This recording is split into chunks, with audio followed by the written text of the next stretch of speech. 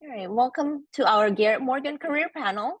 Tonight, you'll get an insider look at the industry and potential career paths. My name is Alperina Winardi, and I'm MTI's Director of Operations. Tonight's discussion will be moderated by Susan Vin, our program liaison for the Garrett Morgan Sustainable Transportation Competition.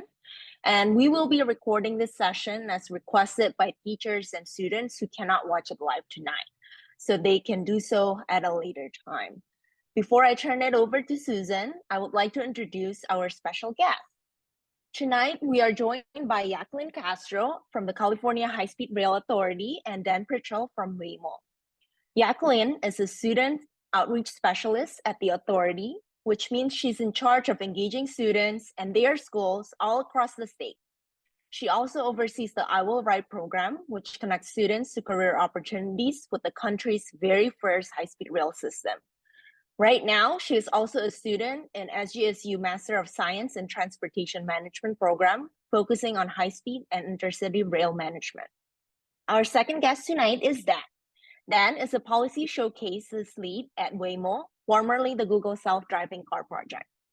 He gets to show off Waymo technology, including fully autonomous, rider-only experiences for government stakeholders. Before Waymo, Dan worked as a city and community engagement senior manager at the robotics company Nuro, where he worked with local governments in Arizona and California, helping with autonomous vehicle services. He also has an MBA from UCLA Anderson. Thank you both for joining us today, and let's get started. Yaqeline, let's talk about how you ended up with the California High-Speed Rail. Did you love trains when you were younger?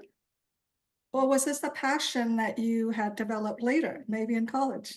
Thank you for the question, Susan. So I didn't grow up necessarily loving trains or knowing much about trains. My only real experience with trains growing up was there was freight tracks that are near my house, so I would hear the train horns all day and all night long. So that was my only interaction really with trains. And when I went to college, I had a really cool experience getting to live in Washington, D.C. for 6 months doing an internship. And that was my first time living in a city with a metro system and a rail system, a passenger rail system like that. So I took the train into work every day, and that was like just the coolest experience. That I didn't have a car when I was over there. I walked to the metro, I took it every day for work, and then I had 3 options of trains that I could take. So there was trains coming in every 5 minutes.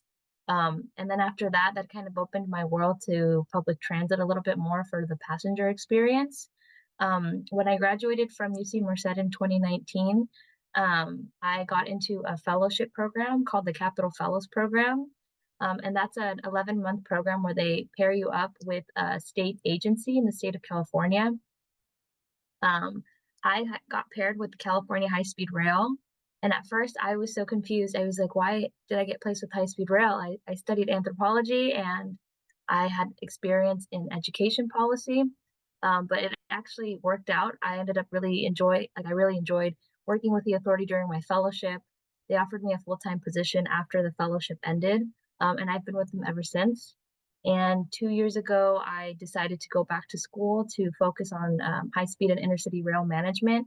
And so I've been getting a whole bunch of new tools and knowledge on rail management and integration of high-speed rail into cities and station planning. And so it was a passion that developed kind of just from a general interest in college. And then once I was working at the department, it was very clear that I was in the right field.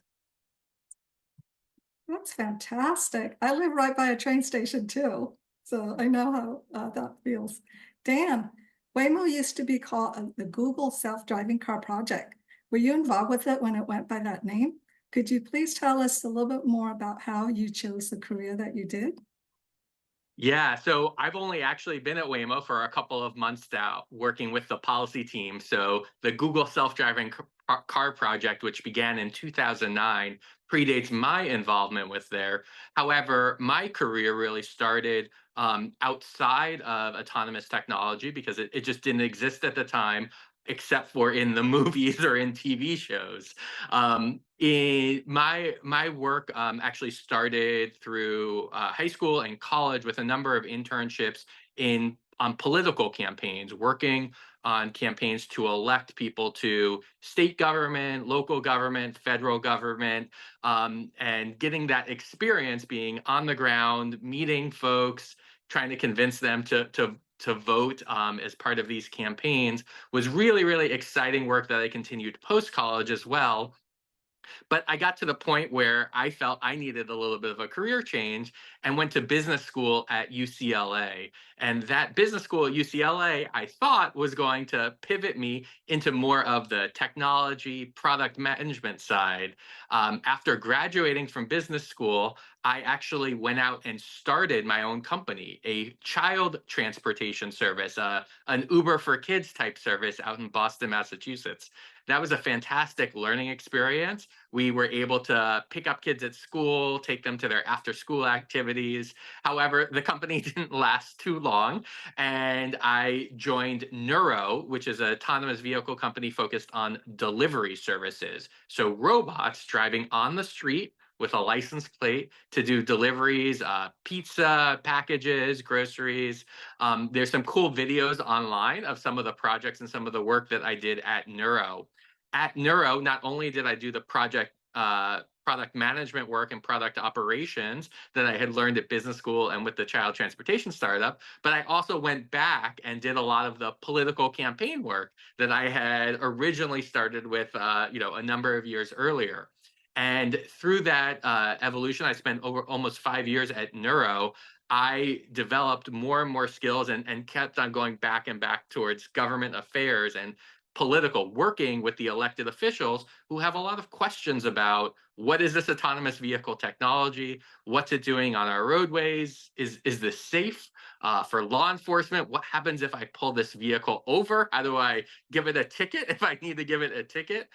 There's so many questions that our elected officials have, that people in the community have, and I really had the opportunity in my city and community engagement role and my role now at Waymo to help answer those questions for our policymakers and members of the community so they feel comfortable with these vehicles out on the roadway and can make the appropriate policy decisions that they need to make to have regulations or change regulations where it needs to be changed so these vehicles can operate safely in our neighborhoods and provide a valuable service to folks in the community that need rides or delivery.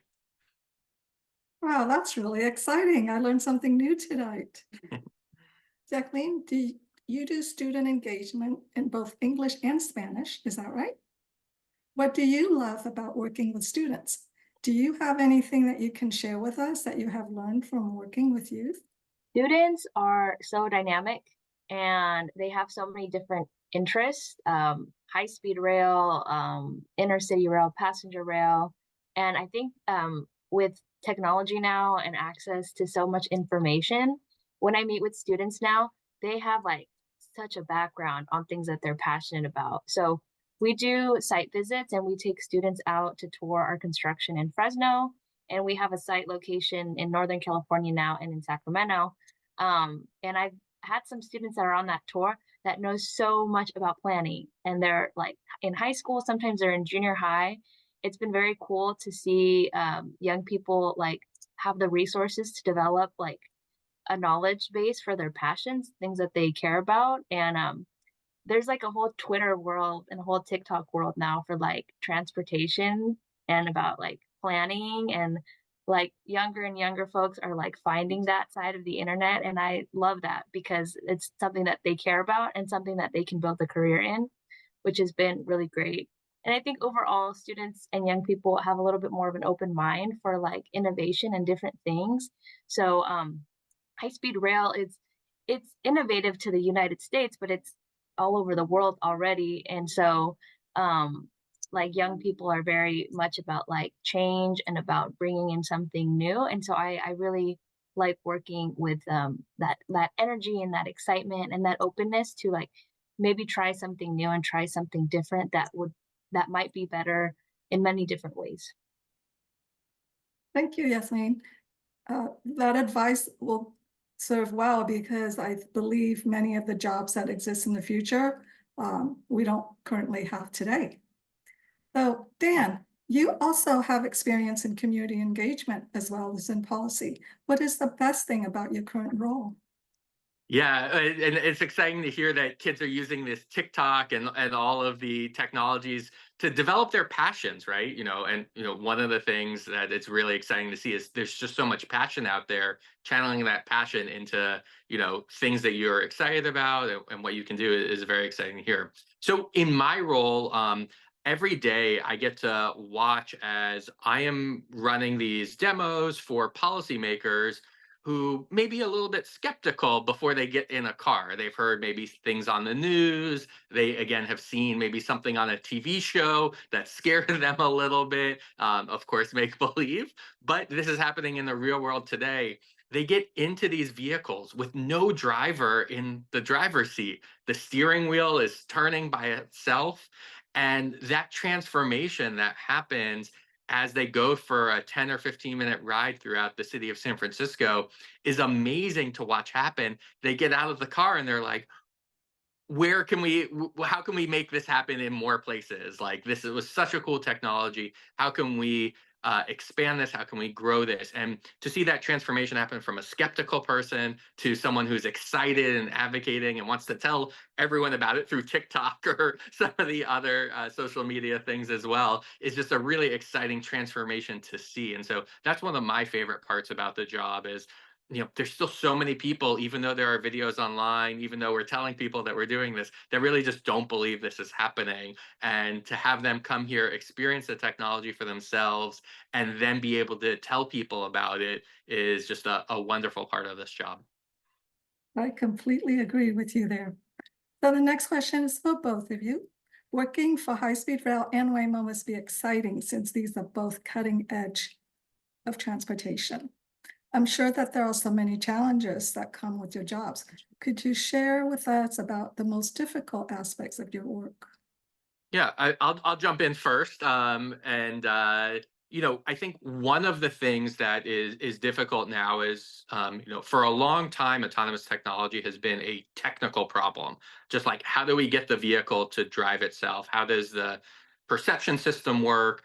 And for students that are interested in pursuing the technical machine learning, AI, hardware engineer, software engineer roles, those are really, really great roles to get into and will be needed for a very long time. So highly encourage you to do that. But what is happening now, one of the challenging parts with Waymo right now, is we're moving from a technical problem to a real business. And so how does this business actually operate? What are we, how many vehicles do we need in the city of San Francisco? We have people on the Waymo team that are looking at and doing calculations from a business side on how many vehicles do we need, what color should the vehicles be, where is the hot spots to go in the city, what's that customer service or customer experience like, what does the app look like, how do we do marketing in the city to convince people that, hey, there is another way to get to, if it's raining outside and you don't want to walk to the metro station, you can take a Waymo to the metro station. It's great for that 5 or 10-minute trip. You can get there and then hop on the train across the city. There's so many ways to utilize this service, and it's now thinking about what are the business use cases for that. Thank you, Dan. Yaqeline. For the California high-speed rail, funding has always been the biggest challenge. So when the voters approved Proposition 1A, which is the law that kind of put the project in to start, it wasn't fully funded then, and it's not fully funded now. So it's very difficult to plan a big transportation project when you don't have all the funding available. So that's always been a challenge of the project, but we continue to apply for various grants and work with state legislators to find funding in the state to continue the project. And then also it's the first one that we're doing in the US, the first true electric high-speed rail system. And so there's going to be a learning curve and a lot of lessons learned. So we have a lot of lessons learned in the construction process, in the environmental document process, planning, station planning, planning around all the various California environments that we have to work through. We also have a tremendous amount of tunneling that we are planning for as well. So those are all like complexities that we use really smart people in the state for, but then we also have to find really smart people who've worked on high-speed rail systems all around the world to help us in this process. So lots of challenges, but also a lot of progress because a lot of passionate people want to get this project going. Thank Yeah. you. That sounds really exciting. I'll jump back in as you're thinking about these long-term things like, where to put the stations, right? How does autonomous vehicles affect kind of where to put the things? That's another kind of challenge that we're thinking about. What does this look like 5 years from now, 10 years from now? How are housing needs going to shift? Do we need to build so many parking lots if everyone could have an autonomous car that doesn't need to park themselves at their location, but could just be available via a ride-hailing app? There's all these long-term challenges as well in just how cities work and how cities plan with this new technology. That's something really exciting to think about, but it's challenging.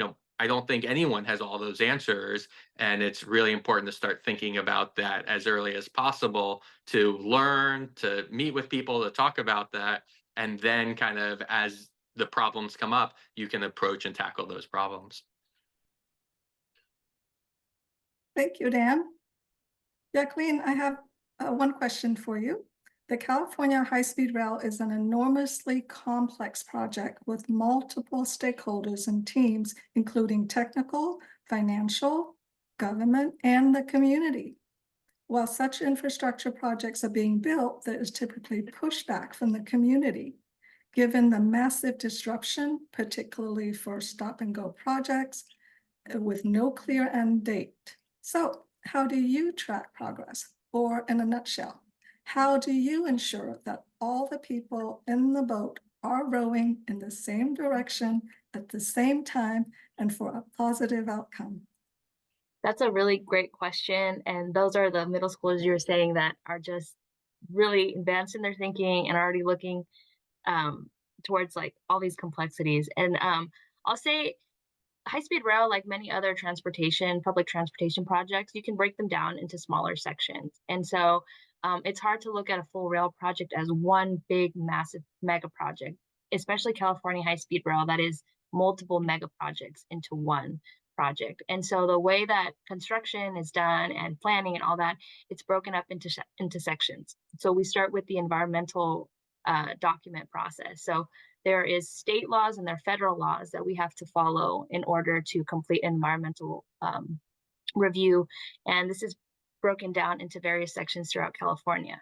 So San Francisco to San Jose, it's its own section. San Jose to Merced, it's its own section. Merced to Fresno, its own section, right? And so that is a process where we have to work with communities, we have to work with cities and counties, and we have to understand the impacts of our projects.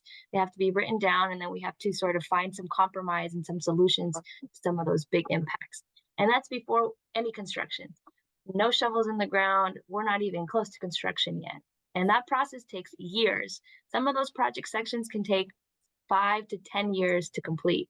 It's not the whole thing, it's just one project section. And then when we do construction, or even when we're thinking about buying trains or putting tracks on the ground, those are all contracts that we have to do. So when the state does a contract, there's a whole bunch of processes that have to get done so that it's a fair and equal process for industry to get assigned the contract. And so they're all broken down into contracts. So even 119 miles that are under construction in the Central Valley right now, that is broken up into 3 different contracts done by different companies. And they all went through the process with the state in order to get those contracts. And so when you're looking at the complexities of working with so many stakeholders and trying to all row in the same direction, there's like different points that help you start, that have a start and end date, right? When you start the environmental process, you start it and then you end it, and then you look at the construction. When you start a construction contract, you have a start and end date. So, and some of those things change depending on complexities of construction. Sometimes there's a random bird that nests on one of our structures, so we have to stop construction.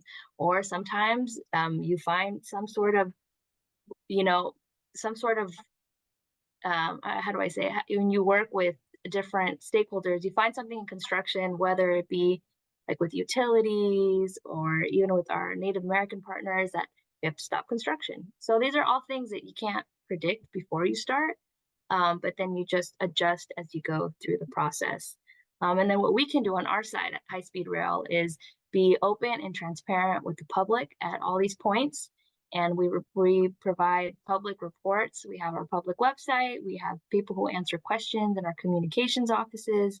We try to do outreach events as much as we can. We work with students. We work with legislators. We work with community members. We have offices on the ground in San Jose, Fresno, Los Angeles, and Sacramento. And we try to communicate the progress and then also our plans to try to get everybody on the same page.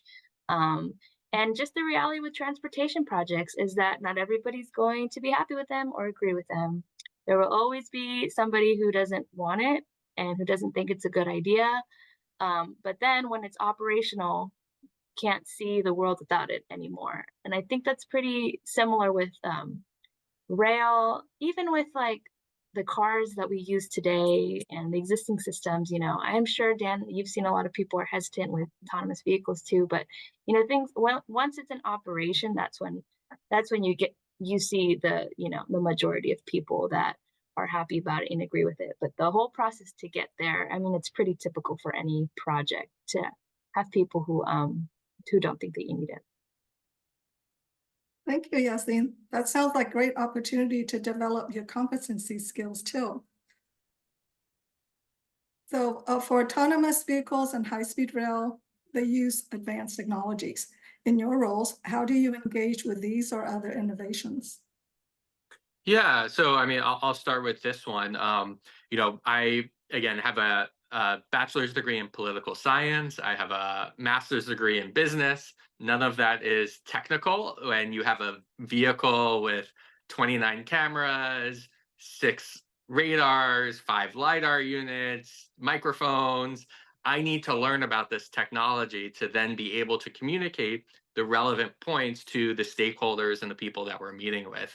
And so I am still learning today. I go to tech talks, I meet with the engineers, I ask them to explain to me what's going on, and then I can pull out the relevant pieces of information and present it in a way that makes sense to a lot of our elected officials who also do not have engineering degrees or are not as involved. And so that's a big part of my role, is going to the engineers, wearing my hat like I'm back in school and I'm learning about the topic and I'm taking notes and figuring out what are the relevant pieces of information that I need to know for my test when these elected officials ask me about it, and be able to really communicate that in a clear and concise way so that they can then take that back to answer questions for their constituents or deal with the relevant policies and regulations that they need to deal with. Yaqeline, do you have anything to add to that? I totally agree with what Dan said. You got to become a student. You're a student every day. Like, it doesn't matter whether you're in school or not. You should be learning from the people around you. I also don't have a technical background from my undergraduate studies about high-speed rail. Well, with my graduate school now, it's been a little bit more helpful to understand some of the technical aspects of high-speed and intercity rail. But absolutely, every time I have an opportunity to sit in a presentation with our engineers, with our station planners, with our finance analysts, with anybody who does anything technical on our project, I bring a notebook and I become a student for that hour. And then I write down questions and I make sure to ask them all the questions after the presentation also. And what's been cool with innovations with high-speed rail and the process I've gone to be in really closely is our train interior design kind of outreach process. So we're going out to purchase our trains in the next year or two. And so they're designing what the inside of our trains are going to look like. So these are going to be the first true high-speed rail trains in the US. And so there's a big outreach part of it because we want to know what Californians want to see in the train.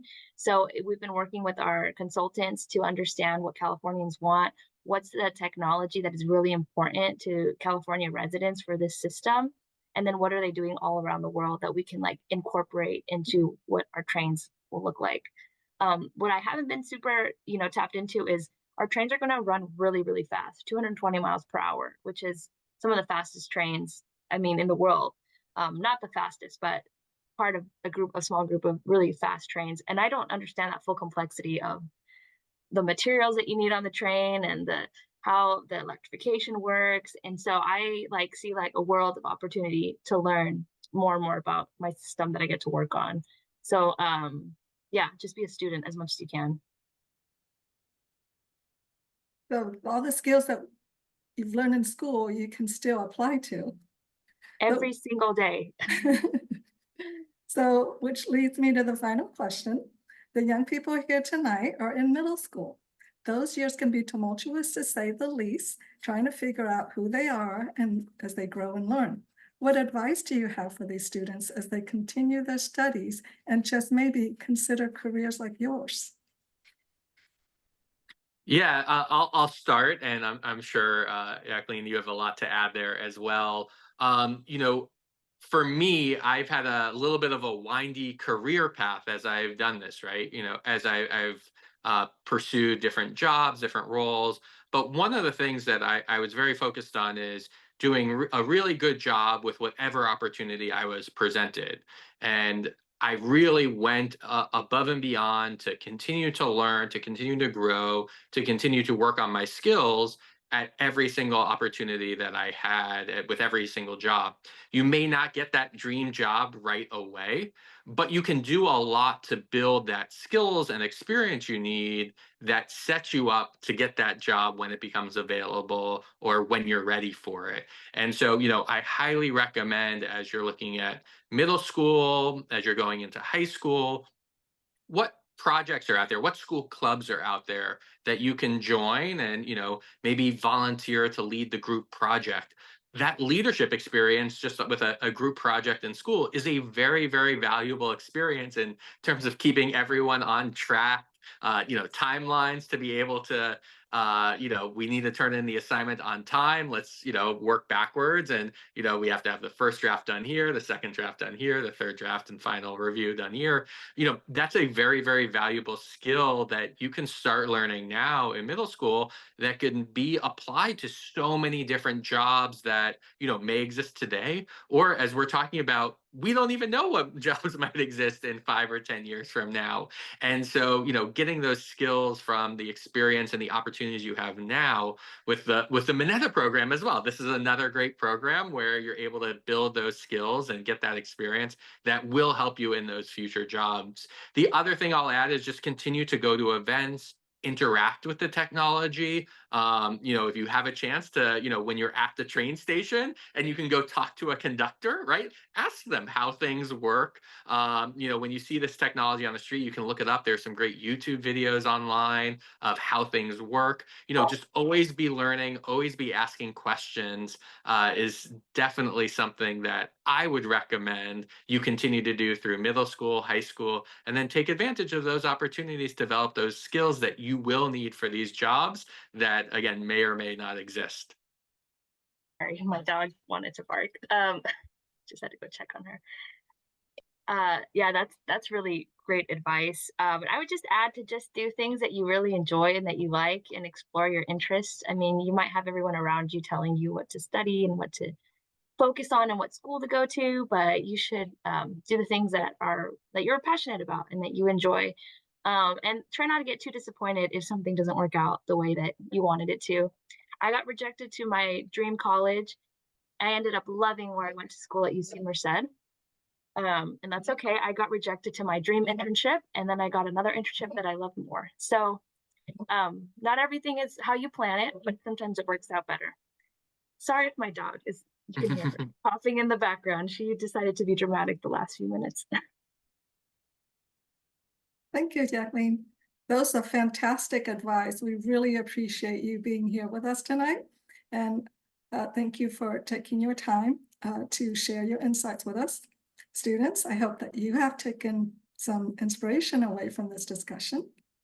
And just a reminder that if you haven't registered yet and would like to join us for our virtual winner announcement on April 25th at 1 p.m. on Zoom, please register to receive the Zoom link. And we have dropped the registration link in the chat, so you can grab that if you'd like. And for everybody who has registered tonight, we will be sending you the recording of this meeting so that you could share with other students who were not able to be here with us tonight. And with that, I'd like to thank you and see you next time.